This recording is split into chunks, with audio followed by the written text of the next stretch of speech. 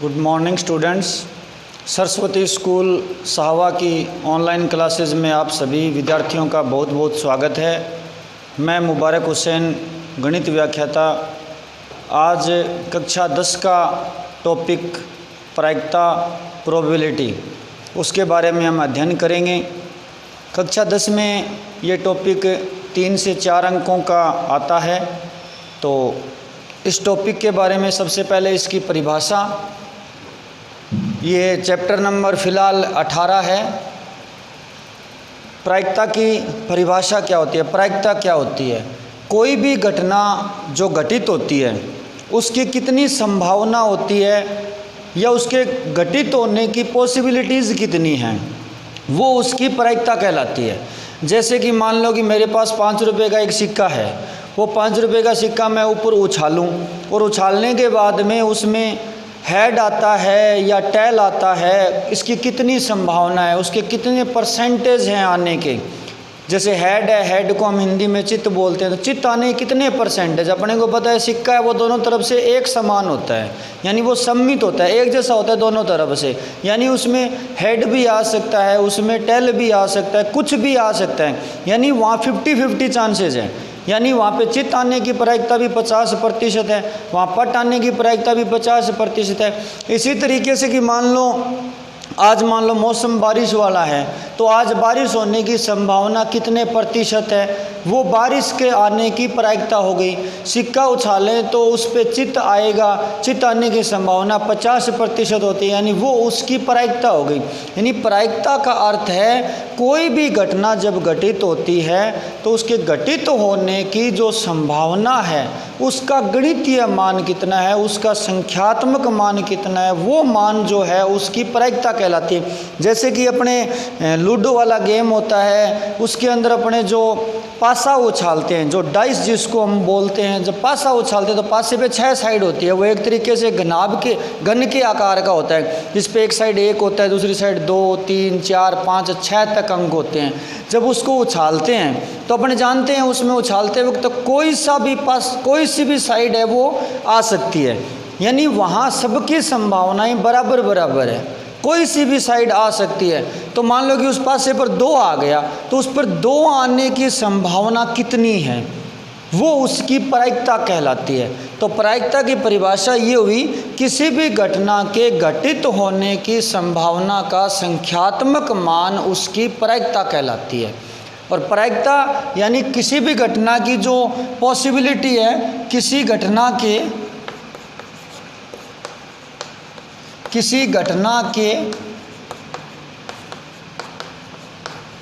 घटित होने की संभावना का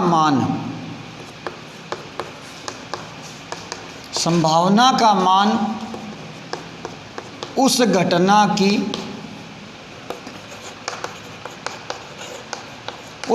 की प्रायिकता कहलाती है। यानी प्रायिकता को हम जो है वो PE से लिखते हैं, क्योंकि P का अर्थ होता है, P जो है वो प्रोबेबिलिटी से लिया गया है, और E जो है वो इवेंट से लिया गया है। इवेंट का हिंदी अर्थ होता है घटना। जैसे कि हम कोई सिक्का उछालते हैं, एक सिक्का उछालने पर, अपन एक एग्जाम्पल ले रहे हैं, एक सिक्का उछालने पर अपने जानते हैं कि संभावित परिणाम जो है वो 2 ही होते हैं। यानी संभावना ये होती है कि उसमें चित्त भी आ सकता है और उसमें पट भी आ सकता है। यानी यह संभावित परिणाम जो है, सिक्का उछालने पर संभावित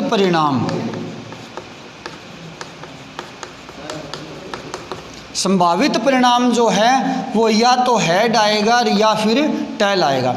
ये 2 ही संभावित परिणाम हैं। इसमें से मान लो हमें प्रायिकता निकालनी है, हमें यहाँ प्रायिकता निकालनी है चित्त आने की प्रायिकता, हमें प्रायिकता निकालनी है चित्त आने की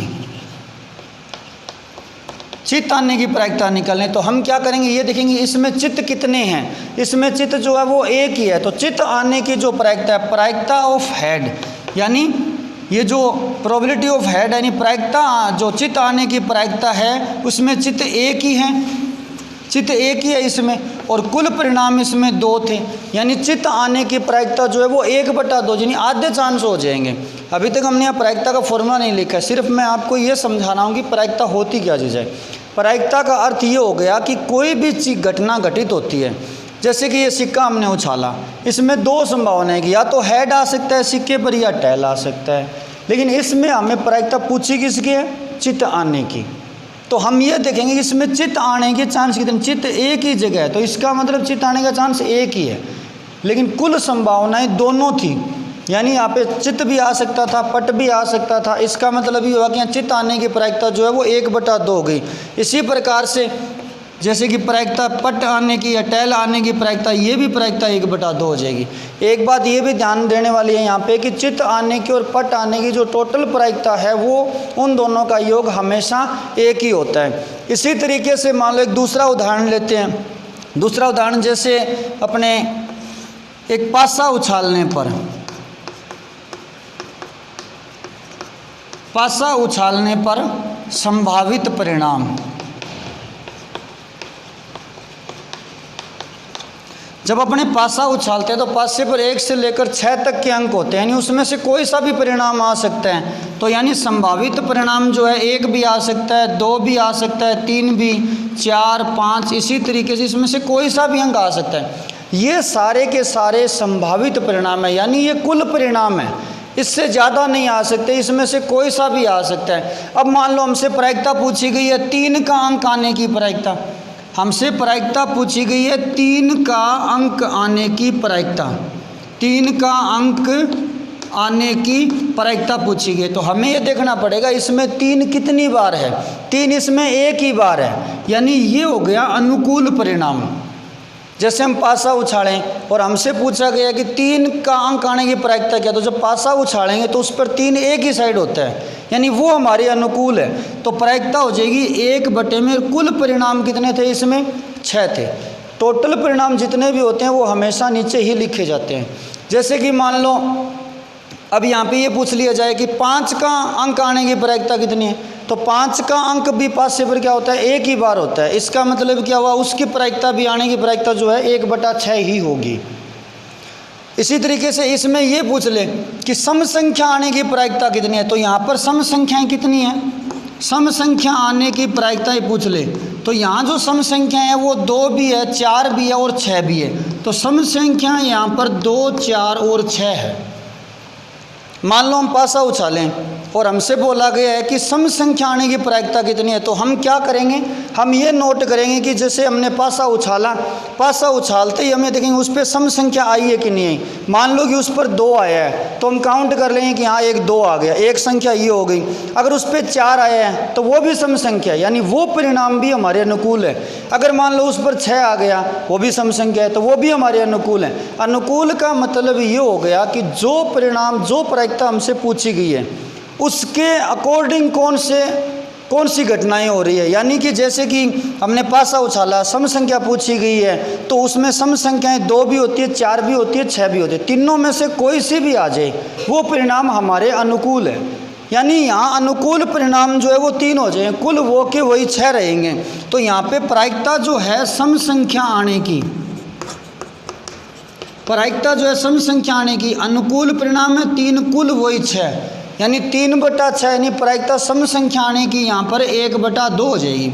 ऐसे ही पूछ ले कि अभाज्य संख्या आने की प्रायिकता कितनी है, तो यहाँ अभाज्य संख्या जो है वो 1 तो 2 है, 1 3 है और 1 5 है। ये 3 अभाज्य संख्याएं हैं। मान लो हमने पासा उछाल लिया, उस पर 2 आ जाए या 3 आ जाए या उस पर 5 आ जाए, कोई सा भी अंक आ जाए भले, वो अभाज्य संख्या होगी। तो अभाज्य संख्या आने के अनुकूल परिणाम जो हैं वो 3 हो गए, 1 तो 2, 1 3 और 1 5, यानी ये 3 परिणाम हमारे अनुकूल हैं। तो प्रायिकता हो जाएगी 3/6। एक और उदाहरण मान लो, जैसे कि हमने पासा उछाला और ये बोल दिया जाए कि वो पासा उछालें तो उस पर 6 से छोटा अंक आना चाहिए। अब 6 से छोटे अंक कितने होते हैं? 5 होते हैं पासे के हिसाब से। 6 से छोटा अंक, अब 6 से छोटे अंक 1 भी होता है, 2 भी होता है, 3 भी होता है, 4 भी होता है, 5 भी होता है। तो 6 से छोटे अंक ये 5 हो गए। अब इनकी प्रायिकता कितनी हो जाएगी? प्रायिकता 6 से छोटा अंक, 6 से छोटा अंक होने की प्रायिकता होगी 5/6। कुल परिणाम हमेशा नीचे ही लिखे जाएंगे। यानी इसका अर्थ ये हुआ कि किसी भी घटना की जब प्रायिकता लिखी जाती है तो उसमें जो परिणाम हमारे अनुकूल होते हैं वो हमेशा ऊपर लिखे जाते हैं। यानी यहाँ तो लिखा जाएगा अनुकूल परिणामों की संख्या, और बटे में लिखा जाता है हमेशा ही कुल परिणामों की संख्या।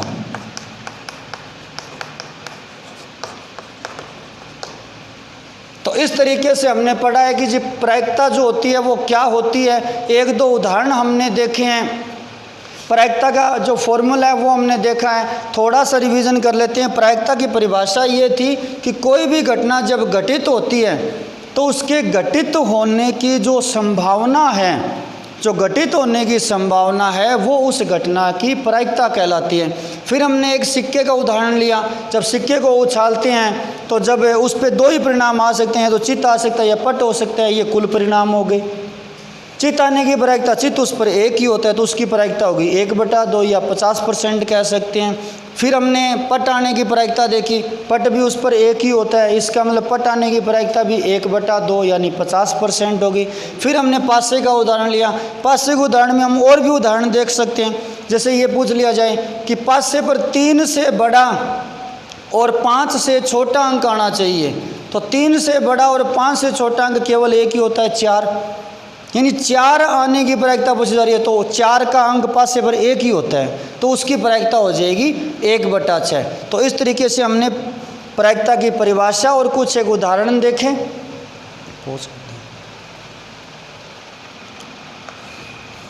आगे हम एक और उदाहरण लेते हैं कि मान लेते हैं कि जैसे ये कोई टोकरी है, इस टोकरी के अंदर 4 रेड कलर की बॉल पड़ी है, 3 ब्लैक कलर की बॉल पड़ी हैं और 5 जो है पिंक कलर की बॉल है। इसके अंदर हमारे पास एक टोकरी है, इसमें इस हिसाब से बॉल्स हैं। 4 लाल रंग की है, 3 काले रंग की है, 5 गुलाबी रंग की बॉल्स है। मान लो आपको ये बोल दिया जाए कि इस टोकरी में बिना देखे, यानी कि यादृच्छा आपको एक बॉल निकालनी है और वो बॉल लाल रंग की आएगी, इसकी कितने चांसेज हैं, तो वो तो डिपेंड करता है कि इसमें बॉल्स हैं कितनी लाल रंग की। तो इसमें लाल रंग की बॉल 4 ही है, यानी ये चारों बॉल्स जो हैं वो हमारे अनुकूल परिणामों में गिनी जाएगी। यानी कि लाल रंग की प्रायिकता पूछी गई है तो लाल रंग की बॉल इसमें 4 ही है, तो इसकी लाल रंग की प्रायिकता हो जाएगी यहाँ पे 4/12, क्योंकि टोटल बॉल तो 12 हैं और 12 में से केवल 4 ही हमारे कलर के अकॉर्डिंग है, 4 ही हमारे अनुकूल है। यानी यहाँ पे प्रायिकता जो लाल रंग के बॉल आने की है, प्रायिकता जो है लाल गेंद आने की प्रायिकता वो जो है यहाँ पर 4/12 हो जाएगी। यानी आप यूँ कह सकते हो कि इसमें अनुकूल परिणाम फिर से ऊपर लिखे गए क्योंकि ये 4 ही हैं हमारे अनुकूल। यानी जब भी आप किसी भी घटना की प्रायिकता लिखें तो पहले फॉर्मूला लिखेंगे अनुकूल परिणामों की संख्या और बटे में लिखेंगे कुल परिणामों की संख्या।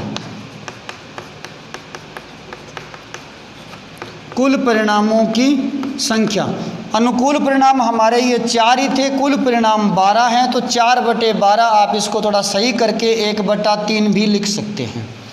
इसी तरीके से हमें मान लो प्रायिकता पूछ ली जाए काले रंग के बॉल की, प्रायिकता पूछ ली जाए काले रंग के बॉल की,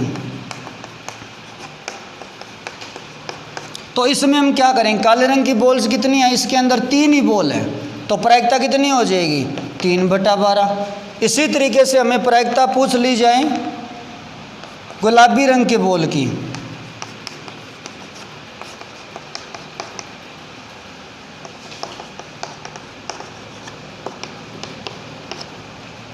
तो इसमें प्रायिकता क्या लिखी जाएगी, गुलाबी रंग की बॉल्स कितनी है यहाँ पर 5 है तो 5/12। आप लोग यहाँ फिर से देख सकते हैं कि यहाँ पे जो तीनों प्रायिकताएं हैं, यानी लाल रंग के बॉल आने की, काले रंग के बॉल आने की और गुलाबी रंग के बॉल आने की प्रायिकता, इन सभी का अगर आप जोड़ करके देखोगे तो भी इन सब की प्रायिकताओं का योग 1 ही होगा। यानी आप यहाँ पे प्रायिकता 1/3 प्लस में 3/12 प्लस में 5/12 करोगे तो ये योग जो है वो 1 ही आएगा। यानी किसी भी घटना की जो सारी उसकी जो संभव घटनाएं होती हैं उन सभी का योग जो है वो हमेशा 1 ही आता है। प्रश्न कई बार ऐसे भी आता है, जैसे लाल रंग के बॉल आने की प्रायिकता है और आपको प्रायिकता पूछी जाती है लाल रंग के बॉल नहीं आने की, यानी इसमें उल्टा पूछ लिया जाता है। तब आपको क्या करना है, इसमें ये लाल रंग के बॉल आने की प्रायिकता है, नहीं आने की पूछे तो उसको एक में से माइनस कर दो, क्योंकि पूरी प्रायिकता का योग यानी संपूर्ण प्रायिकता का योग जो है वो एक ही होता है। यानी आपको अगर प्रायिकता पूछ लिए जाए लाल रंग के बॉल ना आने की, लाल रंग के बॉल ना आने की प्रायिकता पूछ लिया जाए तो आप एक में से माइनस करोगे लाल रंग के आने की, लाल रंग के आने की, यानी एक में से लाल रंग के आने की माइनस करोगे तो एक माइनस लाल रंग के आने की प्रायिकता है 1/3, तो एक में से 1/3 घटा दोगे तो 2/3 बचेगा आपके पास। यानी प्रायिकता लाल रंग के आने की प्रायिकता 1/3 है और नहीं आने की है वो 2/3। और ये कैसे निकाली हमने, जो आने की प्रायिकता है उसको एक में से घटा दिया तो वो नहीं आने की हो गई 2/3। अब ये प्रायिकता नहीं आने की है 2/3, इससे अगर आने की निकालना चाहते हो तो इसको एक में से माइनस कर दो तो वो आने की प्रायिकता आ जाएगी। यानी आप इस उदाहरण से ये समझ सकते हैं कि कोई भी घटना जब घटित होती है, यानी ये तो घटना घटित होने की हो गई PE, और नहीं होने की मान लो PE डैश लिखते हैं हम, नहीं होने की, तो ये होने की प्रायिकता है और ये नहीं होने की, तो इन दोनों का योग हमेशा एक ही होगा। आप देख सकते हैं ये लाल रंग के घटना होने की है 1/3 और ये नहीं होने की है 2/3, दोनों को जोड़ोगे तो 3/3 एक ही आएगा। यानी आप कोई भी घटना जब घटित होती है या वो घटना घटित नहीं होती है तो उसका योग हमेशा एक ही होता है। सारी प्रायिकताओं का योग भी एक होता है और घटना के घटित होने का और नहीं होने का भी योग एक होता है। जैसे हम सिक्का उछालें, उस पर चित्त आने की प्रायिकता कितनी होती है 1/2। चित्त नहीं आने की मतलब जो सिक्के पर चित्त नहीं आता है तो क्या आता है, पट आता है, उसकी प्रायिकता भी 1/2।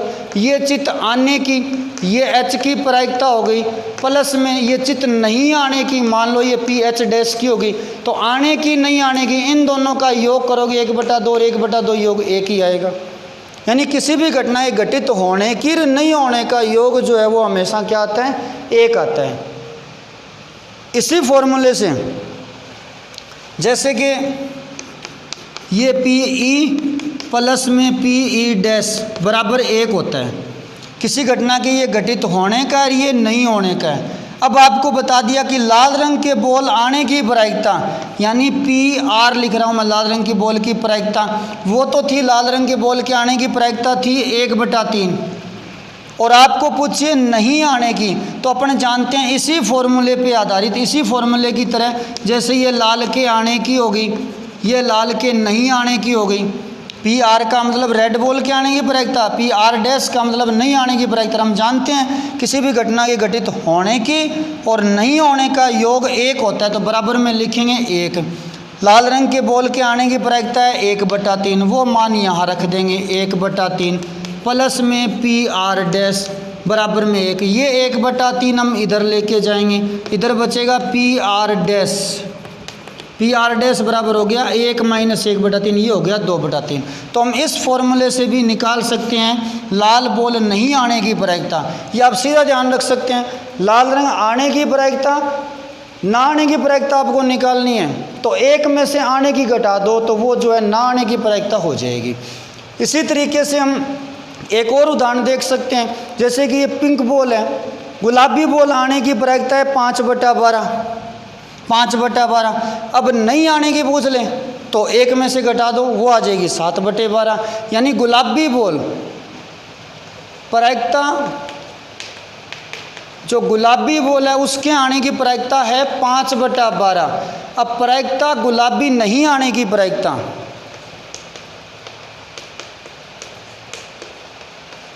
गुलाबी नहीं आने की प्रायिकता 7/12 होगी।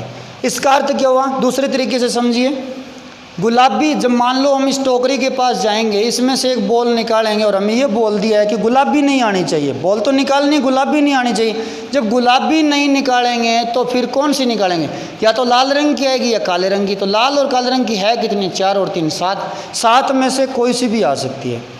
इन 7 में से जब आएगी वो गुलाबी नहीं होगी, यानी गुलाबी नहीं होने के अनुकूल ये 7 है, क्योंकि इसमें गुलाबी नहीं है। तो गुलाबी नहीं होने के अनुकूल 4 और 3 ये 7 हो गए।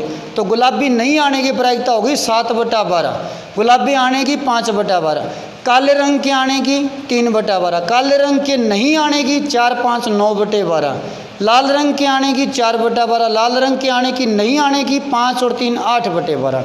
तो इस तरीके से हम डायरेक्ट ओरली मौखिक रूप से भी इन प्रायिकताओं के सवालों को हम हल कर सकते हैं। अभी हम एक और उदाहरण से इसको करेंगे। एक और उदाहरण आपके सामने है। अब की बार उदाहरण ये है कि हमने कुछ एक प्राकृत संख्याएं ली हैं। प्राकृत संख्याएं वो होती है जो 1 से शुरू होकर और अनंत तक जारी रहती है। यानी हमने शुरुआती 10 प्राकृत संख्याएं ली हैं और इसमें से एक संख्या को हमें बिना देखे चुनना है। केवल एक अंक को चुनना है और वो अंक क्या होना चाहिए, उसकी क्या प्रायिकता होनी चाहिए, उस पर हमने 4 सवाल लिए हैं अलग अलग। जो अंक हमने चुना है वो 3 का गुणज होने की प्रायिकता कितनी है। यानी जो अंक हमने चुना है वो 3 का गुणज होगा, इसके चांस कितने हैं ये बताना है अपने को। तो हम इसको पूर्णतः विस्तारित रूप से जिस तरीके से बोर्ड एग्जाम में हम करते हैं उस तरीके से इसको करते हैं। 3 के गुणज आने की प्रायिकता लिखिए, हमें बतानी है। तो सबसे पहले हम इसका सॉल्यूशन देखिए। सबसे पहले हम लिखेंगे यहाँ पर अनुकूल कुल परिणामों की संख्या। यहाँ लिखेंगे कुल परिणामों की संख्या। कुल परिणामों की संख्या का मतलब ये है कि हमारा जो सवाल है इसमें 1 से लेकर 10 तक की संख्याएं हैं। यानी कोई संख्या जब हम उसमें से एक चुनेंगे तो वो कोई सी भी हो सकती है। 1 भी हो सकती है, 2 भी, 3 भी, 4 से लेकर 10 तक कोई सी भी हो सकती है। यानी संभावना किसी के भी आने की है। यानी यहाँ पर कुल संभावनाएं 10 हो गई क्योंकि हमारे पास 10 अंक हैं। तो यहाँ पर कुल परिणामों की संख्या जो है वो 10 होगी। अब अनुकूल परिणामों की संख्या। अनुकूल परिणामों की संख्या। अनुकूल परिणाम किसके? 3 के गुणज। आप चाहें तो इसमें साथ में भी लिख सकते हैं 3 के गुणज के अनुकूल परिणामों की संख्या। यानी मान लो यहाँ पे 10 अंक पड़े हैं, 1, 2, 3, 4 से लेकर 10 तक। उसमें से मैंने 6 उठा लिया। मान लो ये 10 अंक है, 1, 2, 3, 4, 5, 6, 7, 8, 9 और 10। इसमें से मान लो मैंने 6 का अंक उठा लिया। अब आपको ये देखना ये इसके अनुकूल है या नहीं है। 3 के गुणज। अब 3 के गुणज ये होते हैं, एक तो 3 होता है, एक 6 होता है, 9 होता है, 12 होता है, इसी तरीके से आगे होते हैं। तो 6 जो है वो इसमें है या नहीं है? इसमें है। यानी ये 6 जो है 3 के गुणजों में आता है, तो ये हमारे अनुकूल हो गया। इस तरीके से और कौन सा है जो हमारे अनुकूल है? 3 भी है, 9 भी है। ये हमारे अनुकूल परिणाम है। ये कितने हैं? 3 है। तो अनुकूल परिणामों की संख्या यहाँ पर 3 है। 3 कौन कौन से? एक तो 3, एक 6 और एक 9। ये अनुकूल परिणामों की संख्या है। अब आप प्रायिकता का फॉर्मूला लिखेंगे। प्रायिकता किसकी? 3 के गुणज की। 3 के गुणज की प्रायिकता। यहाँ ऊपर लिखेंगे अनुकूल परिणामों की संख्या। अनुकूल परिणामों की संख्या बटे में लिखोगे कुल परिणामों की संख्या। अनुकूल परिणाम कितने हैं? 3। कुल परिणाम कितने हैं? 10। तो प्रायिकता होगी 3/10। इस प्रायिकता को मान लो हम नाम दे देते हैं ए। जो हमें 3 के गुणज के अनुकूल परिणामों की संख्या जो प्रायिकता पूछी गई थी उस प्रायिकता को हमने नाम दे दिया ए। पी ए का मान आया 3/10। आपको अब ये पूछ ले 3 का गुणज नहीं आने की प्रायिकता। तो आने की प्रायिकता 3/10 है, तो नहीं आने की प्रायिकता है तो वो 1 में से घटाएंगे। क्यों घटाएंगे? कि चूंकि हम जानते हैं पी ए प्लस में पी ए डैश वो होता है 1। घटना होने की प्रायिकता और नहीं होने की प्रायिकता का योग 1 होता है। इसमें पी ए का मान है 3/10 प्लस में पी ए डैश बराबर 1। 3/10 इधर ले जाएंगे, इसका ट्रांसफ़र कर देंगे तो यहाँ पी ए डैश का मान बचेगा 1 - 3/10 वो होता है 7/10। यानी यहाँ पे 3 का गुणज नहीं आने की प्रायिकता जो है वो 7/10 होगी। और 3 के गुणज नहीं कौन कौन से हैं? मतलब 3 के गुणज नहीं है 1 2 3 4 5 6 7, ये 7 अंक ऐसे हैं जो 3 के गुणज नहीं हैं। यानी 3 के गुणज नहीं होने के अंदर ये अनुकूल हो जाएंगे, ये वाले 7, तो इन 7 की प्रायिकता हो जाएगी 7/10। इसी तरीके से दूसरा सवाल है विषम अंक आने की प्रायिकता। हमें इसमें से विषम अंक देखने हैं कितने हैं, कुल तो 10 ही हैं, वो तो बटे में लिखना ही लिखना है। विषम अंक कितने हैं? एक तो विषम अंक है यहाँ पर 1 है 3, 1 है 5, 1 है 7, 1 है 9, ये 5 विषम अंक हैं। 1 2 3 4 5, जिन पे मैंने राइट का साइन लगाया वो 5 अंक विषम है। यानी आप इसको इस तरीके से लिख सकते हो, अनुकूल परिणाम, जो विषम अंकों के अनुकूल परिणाम हैं वो अनुकूल परिणाम कौन कौन से हैं? एक तो 1 है, 1 3 है, 1 5 है, 1 7 है, 9, ये अनुकूल परिणाम है विषम अंकों के। इनकी संख्या कितनी अनुकूल परिणामों की? संख्या हो गई इनकी 5। अब इनकी प्रायिकता किसकी? विषम अंक की, विषम अंक की प्रायिकता। विषम अंक की प्रायिकता हो जाएगी 5/10, क्योंकि विषम अंक यहाँ पर 5 हैं, 1 3 5 7 9, 5 विषम अंक है तो प्रायिकता हो जाएगी 5/10। सम अंक आने की प्रायिकता पूछें तो सम अंक भी 5 ही हैं, 2 4 6 8 10, इनकी प्रायिकता भी 5/10 हो जाएगी। अब अगला सवाल है तीसरा, 6 से बड़ा अंक आने की प्रायिकता। 6 से बड़े अंक इसमें 4 हैं, 7 8 9 10, 6 इसमें शामिल नहीं करना है साथ में, क्योंकि 6 से बड़ा अंक नहीं होता है, 6 के बराबर होते हैं। तो 6 से बड़ा अंक 7 8 9 10 ये 4 हैं, ये 4 हमारे अनुकूल है। अनुकूल क्यों है? क्योंकि हमें बोला गया 6 से बड़ा, 6 से बड़े तो यही है। यानी जब मान लो हमने एक अंक उठाया और वो 10 है तो 10 6 से बड़ा है, वो हमारे अनुकूल हो गया। यानी ये 4 अनुकूल परिणाम है, कुल परिणाम वही 10, तो 4/10। इसमें पूछा गया 7 या 7 से बड़ा अंक, तो 7 या 7 से बड़ा अंक 7 8 9 10, इसमें 7 या 7 से बड़ा बोला है तो 7 7 में शामिल होगा, तो इसकी प्रायिकता भी 4/10 हो जाएगी। तो इस तरीके से हमने प्रायिकता का जो शुरुआती जो चरण है वो हमने पूरा किया है। आगे के दूसरे वीडियो में हम प्रायिकता के जो थोड़े से हाई लेवल के सवाल हैं वो उन सवालों का हम अध्ययन करेंगे। ये प्रश्नावली जो है परीक्षा के अंदर 3 से 4 अंकों की आती है, और उम्मीद है आपको ये जो टॉपिक मैंने समझाया है वो अच्छी तरह से समझ में आ गया होगा। अगर आपको किसी भी सवाल में कोई दिक्कत हो तो आप कमेंट बॉक्स में बोल सकते हैं। अगले वीडियो में प्रोबेबिलिटी का सेकंड पार्ट हम अध्ययन करेंगे। तब तक आप लोग हमारे सरस्वती स्कूल सावा के चैनल को सब्सक्राइब करना ज़रूर करें।